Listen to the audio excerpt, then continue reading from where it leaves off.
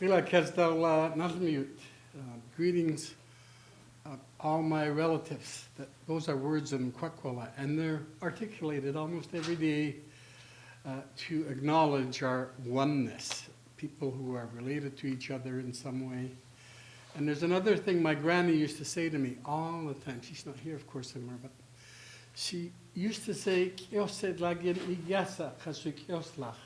I would be nothing without you. And over time, I used to reflect on these things that I heard that seemed so significant, and they were, of course. They were acknowledgments on a daily basis that we, people, human beings, ought to be respecting our connectedness with each other. For some reason, we've drifted a long way from doing that, and we live in silos and solitudes, and we live in our difference rather than our commonality. So I wanted to share those words first because I feel that way about you. And I want to tell you that I'm moved by your presence. You're not here by accident or luck. You obviously are interested in how you work with other people. And that's a really important value to hold, to work with people in the most respectful way, to bring your highest self, so that when you give consideration to those things that you give consideration to moving forward, your decisions are going to be in the best interest of so many people other than your very own. So I really honor your presence, and I'm happy to be here. I'm going to say a prayer in Kwakwee. It's a language that's spoken by about 50 people left on this earth. One time when I was a little boy, I spoke Kwakwee fluently, and every little kid spoke Kwakwee. And I went to this residential school, and there were about 7 or 8 distinct language groups in the play yard.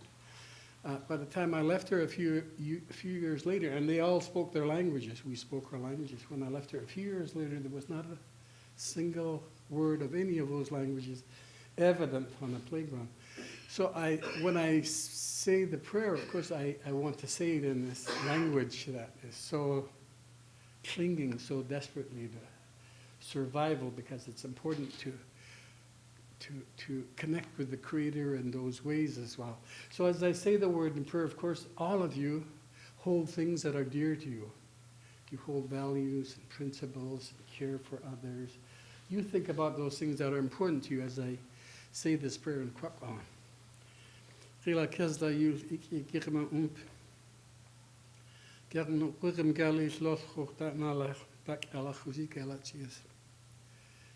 Oma gachwch da nalach tsosi da llacwa I gachnoch, tsosi da I chwaltama.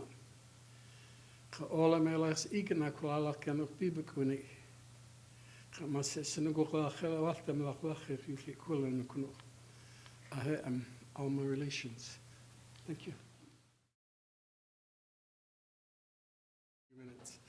I currently work for Reconciliation Canada. It's a Aboriginal-driven initiative whose focus is on attempting to bring Canadians together of all backgrounds to talk about how we begin to create a new relationship between us, between all of us. And Vancouver, I think, is such a wonderful place to start this discussion. We've all of this diversity in Vancouver, and there are so many worldviews and faith groups and ideas that need to be nurtured and nourished so that as we move forward in our time, your time, we're not continuing to build these silos between us and these walls of ignorance and disparity and hate and all of those things that divide us rather than build us.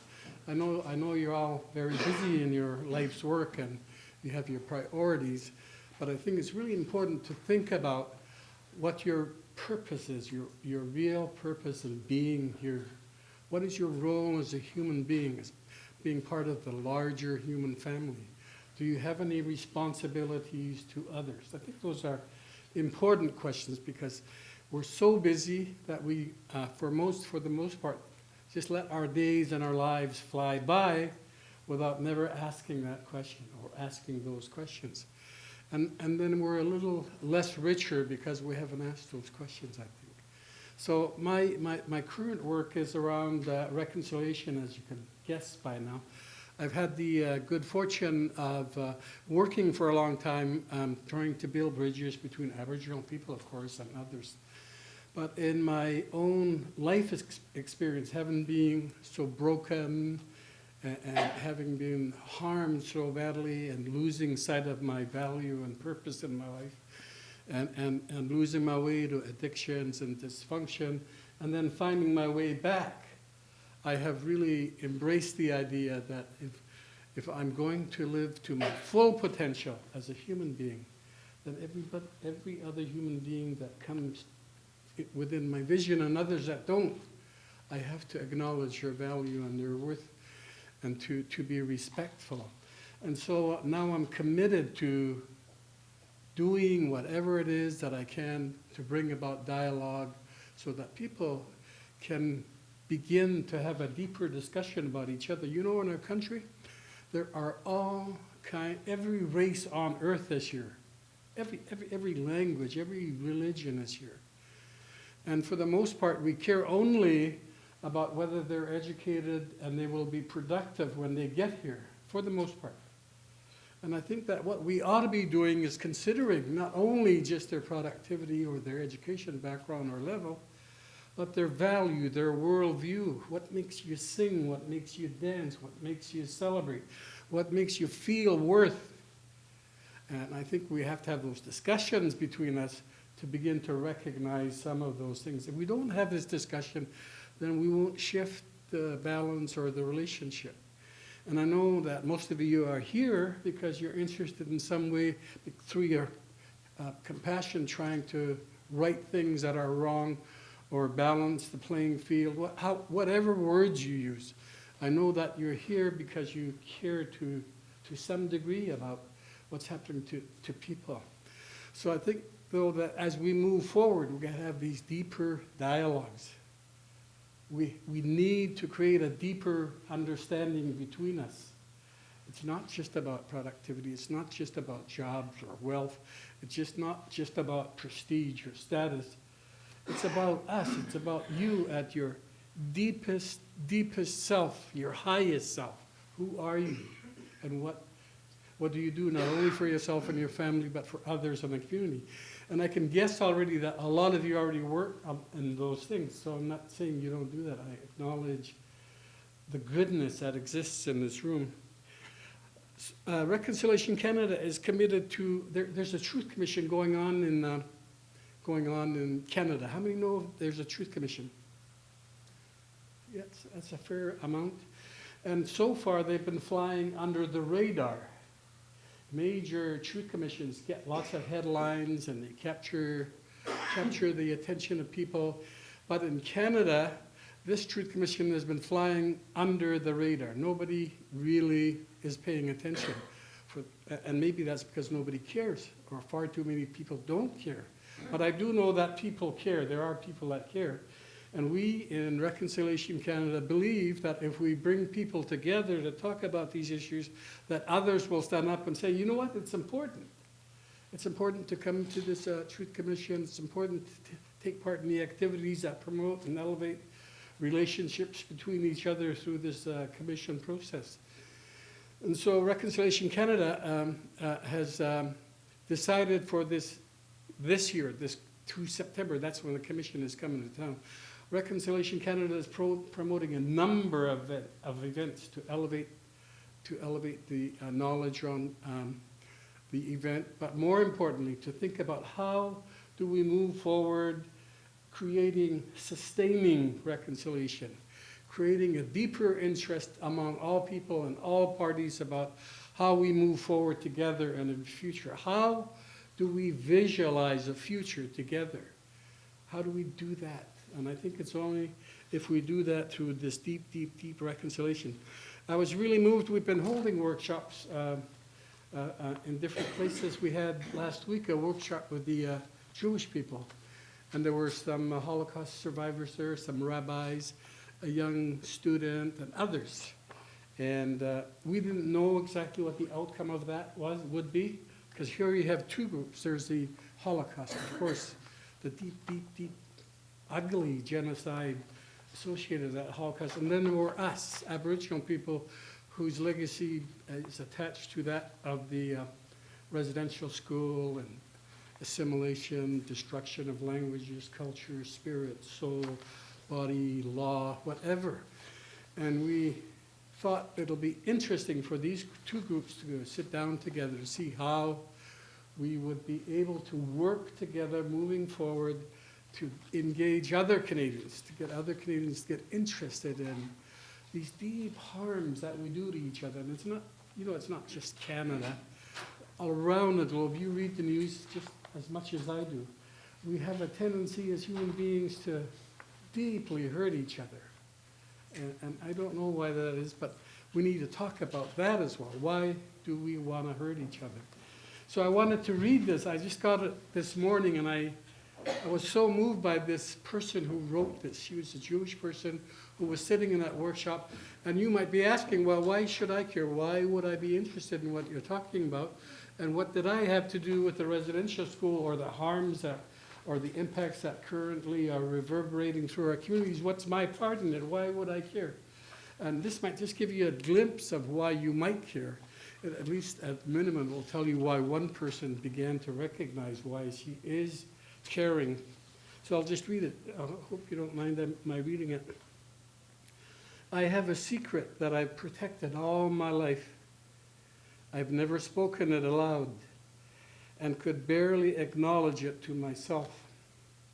2 days ago, a man that I have never met before identified my secret and spoke it aloud to 50 Aboriginal and Jewish people in a room that I had never been to.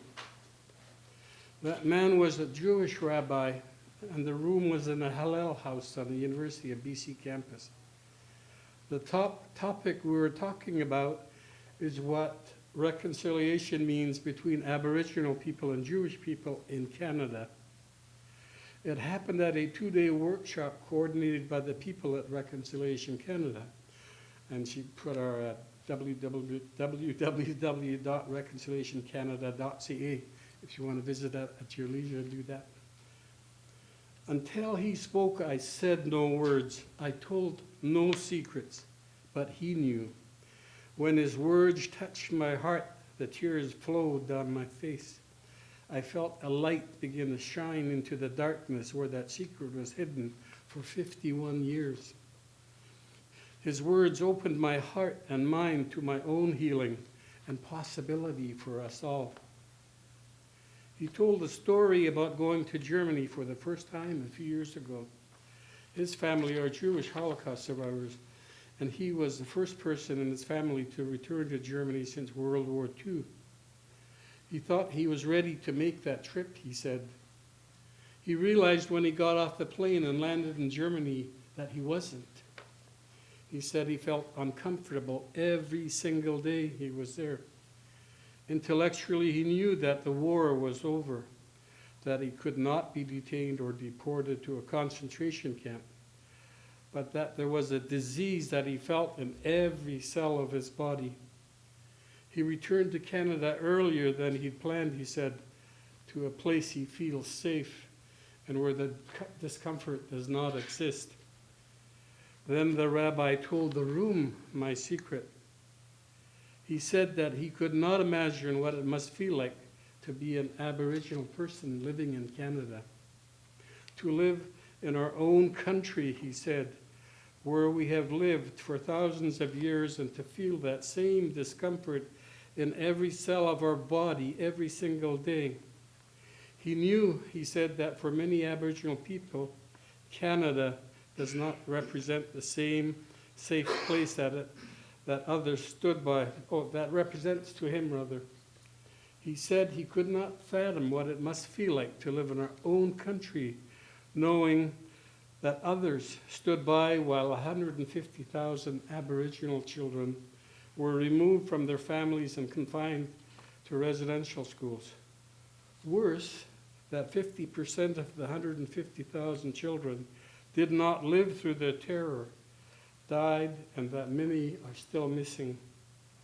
He talked about his deep respect for the thousands of Aboriginal people who have courage to publicly tell their stories about their residential school experience and have it documented by the Truth and Reconciliation Commission.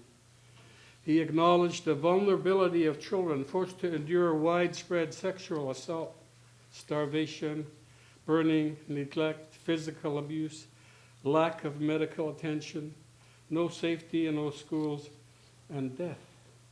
It's amazing, he said, that they tell their truth despite knowing that they might not be believed. He remarked on the strength and resilience of Aboriginal people to survive this Aboriginal Holocaust, and of our determination and to heal and to thrive. More, he asked himself what it might take for him to live in Germany, side by side with their shared history. How might he cope? He wondered if every time he left home, he experienced constant triggers in his life, the same terrors that have affected generations of his family members. What does it mean in Canada, a young Jewish student asked in the same circle, that the people that came in search of safety all those years ago now benefit from the resources that were taken from them and are still denied to the Aboriginal peoples? Do we have a responsibility to talk about their suffering and who benefits today because of our shared history in Canada? How do we go forward together in mutual safety so that our children and grandchildren do not have to carry this disease and discomfort in their lives? There is hope. That's what I realized, because there is light from words spoken aloud from his heart to mine. And then she asked, what can I do? So I want to read these, because probably that's what I was going to say to you if you're interested. What can you do, like that's tangible and doable and in the foreseeable future it's being organized? She said, tell them that Vancouver City Council voted unanimously on February 27, 2013 to proclaim June 21st, 2013 to June 20th, 2014 as a year of reconciliation in Vancouver. Encourage your city council to do the same. So all the people from Port McNeill and Alert Bay and Port Hardy, encourage your people, because we really, I'm from the North Island, we really need that in the North Island too. It's difficult up there, and we've got to be starting to talk this language of having a better relationships between all of us, right? 2, tell them that the University of British Columbia is taking the extraordinary step to observe the opening of the West Coast National Event of the Truth and Reconciliation Commission. Classes are suspended for all undergraduate students and most programs to permit UBC faculty, staff, and students to attend this significant event September the 18th. Encourage your schools and universities to do the same. And then she said, join the 4-kilometer walk for reconciliation in downtown Vancouver, Sunday the 22nd. And then on the first day, on the 17th, there's an all-nations canoe gathering that we're going to be having as well. And to work with Reconciliation Canada, as we move into your communities, we need contacts to help us arrange those workshops that we're holding throughout the province, throughout the Lower Mainland, wherever we can go. We're hoping that by the time the Commission gets here by September, we will have facilitated over 80 workshops. So it's been a really busy time organizing all of those things. So that's that work that faces us. That's I think that if we consider all of the work that you do, that's so important, that you've been doing already, I think that the additional work that we're going to help to create and having deeper dialogue and deeper understanding between each other becomes paramount as our objective and our goal. Last week there was an ugly editorial in the Nanaimo Free Press, really over the top, just hatred and racism at its best or worst. And I know that those sentiments still exist in our country, as great a country as Canada is. But I know that there are more people who are fine, decent human beings who care for others. So I'm optimistic in that way. There's just one thing one more thing I want to tell you about why Aboriginal people are interested in reconciliation. And it is this, from the very beginning, before the settlement agreement, before the apology, before the establishment of the commission, people who had gone to those schools who call ourselves survivors were meeting in circles all across the country, all across British Columbia. Thousands of circles, and we talked to each other, and we talked about our despair, we talked about our loss, and we grieved, and we talked about where would we find the hope to move forward from all of that? Because as you know, we haven't really advanced very far in a long, long time.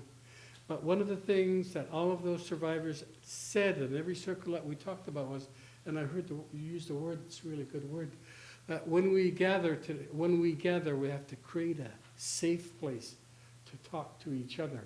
Originally, it was us Aboriginal people talking to each other, but others began to join the circle. And we began to recognize that if we truly move forward, then everybody has to feel safe in this discussion moving forward. Non-Aboriginals, Aboriginals, other. And the other thing that we discovered was that if we attempt, and I don't know if any of you are religious, and if you're not, that's okay too. I have respect for all of your views. But what we try to do is create a sanctity about this work of reconciliation.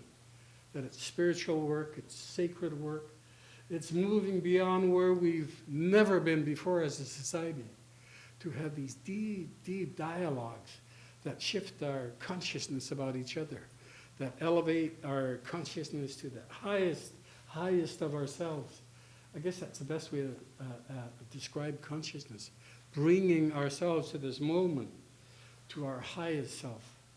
And so Reconciliation Canada is a process supported by all the Aboriginal leadership, by the way, the Union of Chiefs, First Nations Summit, Assembly of First Nations nationally, the BC Assembly of First Nations, the Urban Aboriginal Coalition, and supported by all the faith-based groups. So there's a lot of interest and there's a lot of momentum moving forward. And I think I've been to every large corporate boardroom in downtown Vancouver in the last 2 months, and I'm amazed at the reception by all of those people as well. Everybody's excited to think the time is now that we should enter in this new phase and this new era of dialogue and discussion and rebuilding our relationships. Everyone, there's not been a dissenter, and we've had a lot of support, a lot of in-kind support, and just a lot of inspiring things I've heard from people that I would never dream of meeting, except that I'm working here where I'm working, and we're getting to go and ask for their money and things like that, right?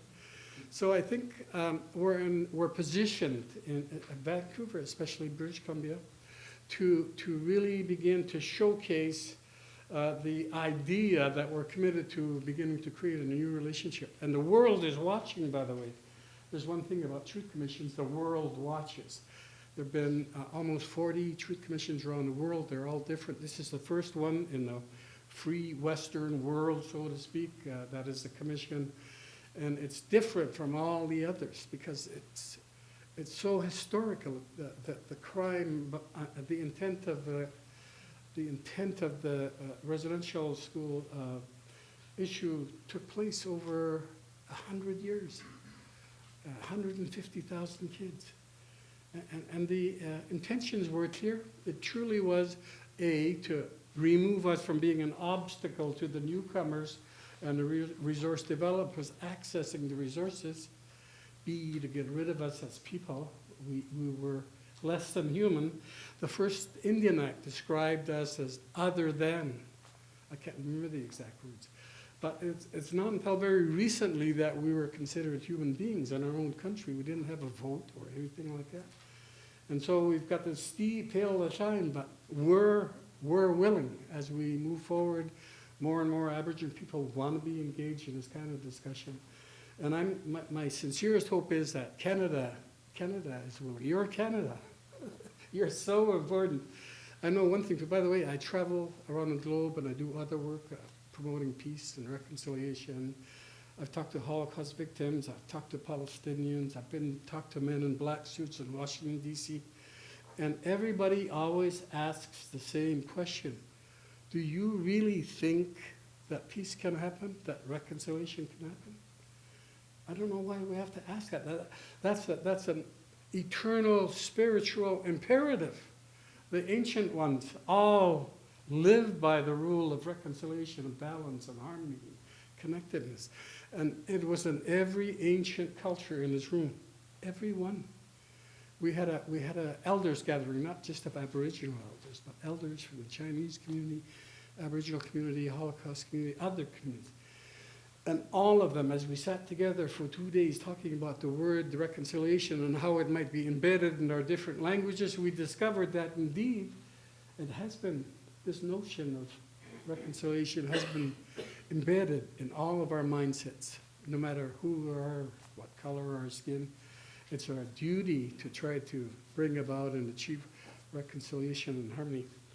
I don't want to take up too much time. Is there a question, answer? This is the part I like, because then I'm a real expert then. So we could spend a few minutes asking questions. And I'm really disappointed if nobody asks questions. Yeah, and I think in Oh, I got to tell a joke first. Oh. Yeah. You know that Kwakwee, that language I talked about? And I want you to say these two words. Say the first one, yo. Yo. Weak sas. Weak sas. That's in Kwakwee. It belongs to the Kwakwee people. It says, hello, how are you? Okay, now I can tell you the joke. There was 3 guys, and they were on the way to the pearly gates, right? Obviously, they'd spent their time here. And so as they were getting close to the pearly gates, the white guy said, you guys know God is a white man, eh?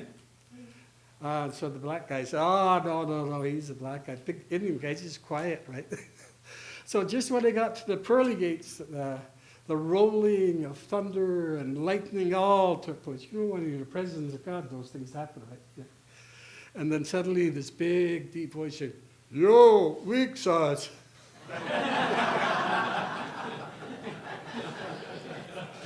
This was said at a funeral to about 500 Kwakwee people, so it was really funny. Right?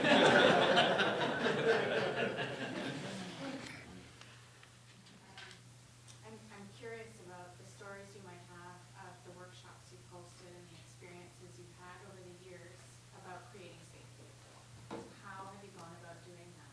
Perhaps some groups are more aligned or together in their thinking than other groups. Some groups might be polar opposite or more, there may be more conflict under the surface. And so could you share with us some of your experiences? Okay, thank you. It's a good question. I think what's really important and what allows people room to listen to me is that usually the people I talk to know about my own life experience and the background of the race that I belong to. And if you can speak from that place of forgiveness or reconciliation or being open to others and willing to find a new way forward, that people can sense that. So when we have workshops, and I'm usually a lead person in the workshop, we try to set the tone for that safe place and that spiritual place. And we do it by ritual and ceremony. We invite others who may express ritual or ceremony, or they may just want to be present when it's happening and be respectful about it. But we directly seek the consent of others to consider this to be a safe place. That in a circle, everybody has a right to be here. Everybody has a voice and is entitled to be heard, however divergent the idea or the voice might be. That we're here together because out of the sharing of our common truths, or your truth and my truth, emerges a new reality between us. The old walls, the old realities of hate and racism and prejudice cannot be broken down without some new understanding between us. And it only happens because we feel safe enough, and it's a sacred space that, in spite of where we might have come from in the past, we have a right to be here to talk about it, and we find a new way forward. And I think reconciliation essentially is finding a new way forward, however that is. There should be nobody in this room that comes here and says, I have a predetermined truth and it's the only truth that has any value and I'm going to hold on to it. I think that humanity belongs to the universe. It's not yours, not because you're your color or my color or I speak my language. It belongs to all of us. So how then are we going to begin to give expression to the wholeness of our humanity? Have you ever thought about that? That's really important. Otherwise, we'll have these divides, these solitudes, like I keep saying. And so we need, really need that discussion. Thank you. There was another question right here. Mine was pretty close to hers, is that we talked about visualizing the future together. How do you visualize our future together? Yeah, you know, I was in Israel a long time ago, a few years ago. And I was just starting out on his work, thinking I got a role somewhere in this place. And I was waiting in the basement of this big theater. There's a stage, and I'm waiting to go and we meet on this. They built a bridge and a stage where we meet and reconcile with other people. And I saw these young people. They kept looking at me and kept looking at me. And I thought, I better go over and say hello to them. They're curious. So finally I went over. They were really happy to see me and welcome me. And then the father, it was the guy and his wife and the mother with a little child, right? The father said, do you really think that peace can happen here? And this is in the Holy Land where conflict is a daily reality, right? Ugly as it is. And I was stunned for a moment and I said, I don't know for sure. But all I know is that you and I have some responsibility. Otherwise, this little one, your little child, won't have any hope of anything different other than the conflict. So I carried that with me all the time, remembering. And then I was in a synagogue one day, and the oldest guy in the synagogue was sitting right under my nose. And I thought, oh my God, he's going to ask me questions, because I was always afraid, because they have a real experience through that. And they keep telling us we can't measure or compare these experiences. They're all valid. But nonetheless, the horror of the story is so monumental to me that I just got to be respectful of it. He's going to ask me some hard question. So I gave my talk about reconciliation, gave a history of residential schools and their impacts. And sure enough, his was the first hand to go up when I stopped, when I asked for questions. And he said, do you really think that we as people can forgive those other people who did the harm? And for the second time, I said, I don't know for sure. But all I know is it begins with you and I. And that's really the secret of staying on this issue, of simply being committed where you are, keeping it simple, doing what it is that you can do, and maybe once in a while doing something really complex and monumental, but doing what you can to bring about reconciliation. Some workshops, I ask people to create their own personal back pocket reconciliation action plan. What will you do after today to promote reconciliation? So if you're a teacher, you might say, oh, you know what, I'm going to pay special attention to Aboriginal kids or other unfortunate kids. Or you might talk about curriculum improvement. Or if you own the kayak company, you might say, you know what, I need a guide. I think when I get an Aboriginal guide, or whatever it is. But there are things that we could do. Maybe it's simple as say hello to an Aboriginal person you meet on the street. Just a smile and a hello, little things. Sometimes you save lives by those simple little gestures. Sometimes you inspire people for the rest of their lives because they know your heart's in the right place and they know that somebody else cares, that others care. So, thank you. Yes, good morning, and thank you for your talk. I was at a luncheon the other day, and Peter C. Newman was speaking, and as you know, the Aboriginal youth are the fastest growing demographic in Canada. And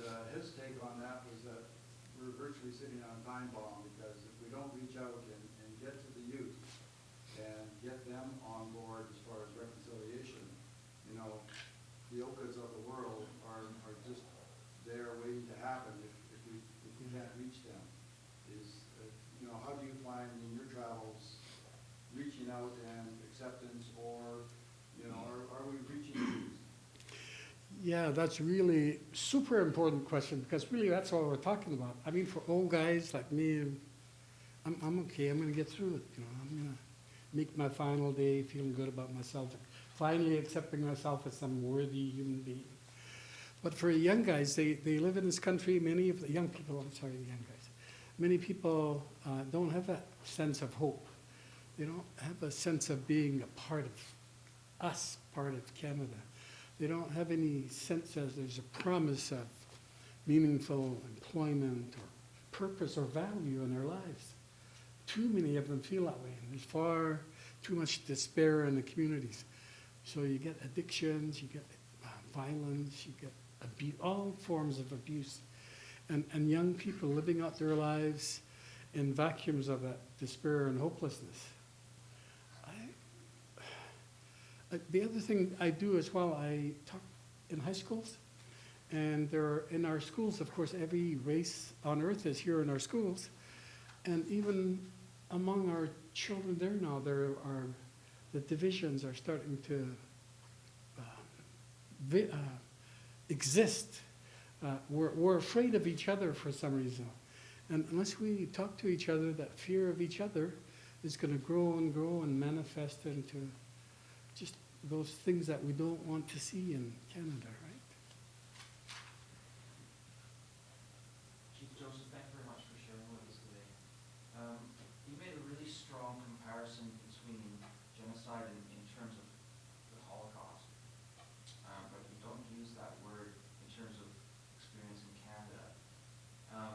Many of us have these conversations with other people and we avoid the G word. Is it too inflammatory? Is it helpful? I'm looking for your advice on Yeah, I know what you're saying. I've been working on this issue for about a decade and a half now, and I've been really proud of some of the work I've done. Some of it's been just that work. I was part of a group of 4 people who sat with the Prime Minister for half a day to do his apology. He apparently tore up his original apology, and because of our guidance, did a really good apology. I'm not going to read it, but I have one here. And I think that's become an instrument along the way, however much people might dislike